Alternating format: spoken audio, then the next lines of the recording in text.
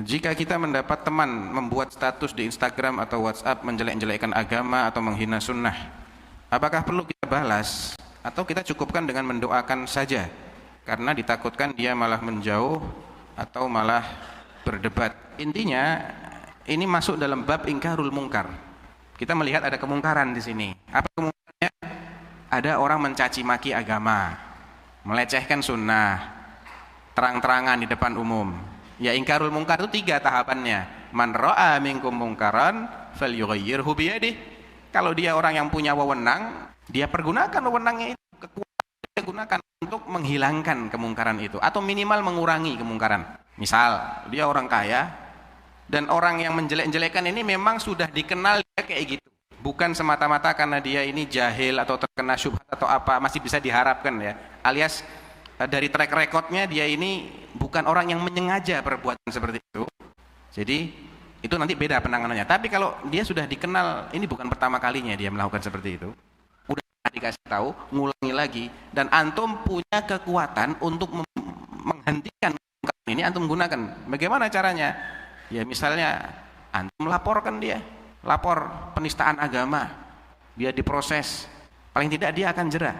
Atau dia akan berpikir, orang yang tadinya punya pikiran yang sama akan berpikir ulang, oh ternyata agama ini punya pembela ya. Kalau antum tidak punya kekuatan untuk itu, antum ingkari dengan lisan. Tentunya ingkarul mungkar harus memperhatikan satu hal. Pertama, jangan sampai pengingkaran itu kemungkaran yang sama dengan yang hendak dia ingkari. Apalagi kalau lebih besar lagi nanti kemungkaran yang dia timbulkan. Ya, artinya ini orang boleh berijtihad sendiri-sendiri ya.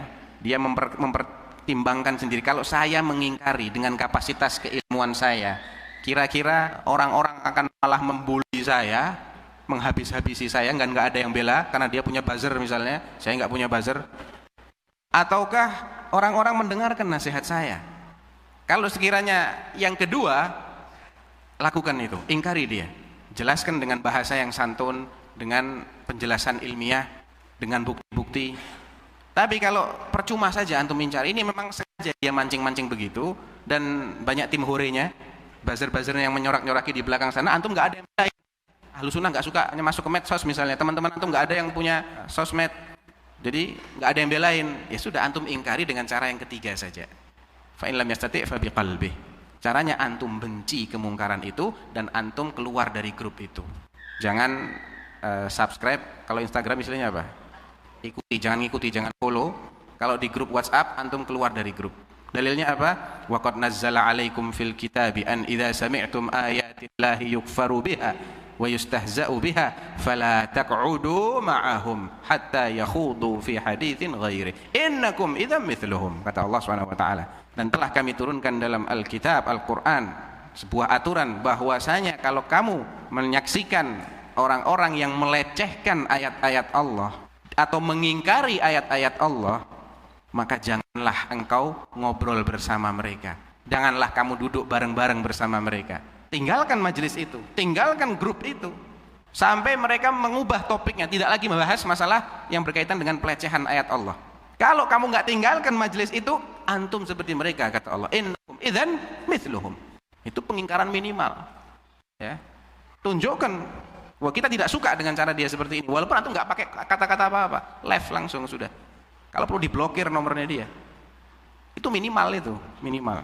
Jadi kalau ditanyakan di sini, cukup dengan mendoakan. Doakan apa ini? Doakan dapat hidayah, boleh.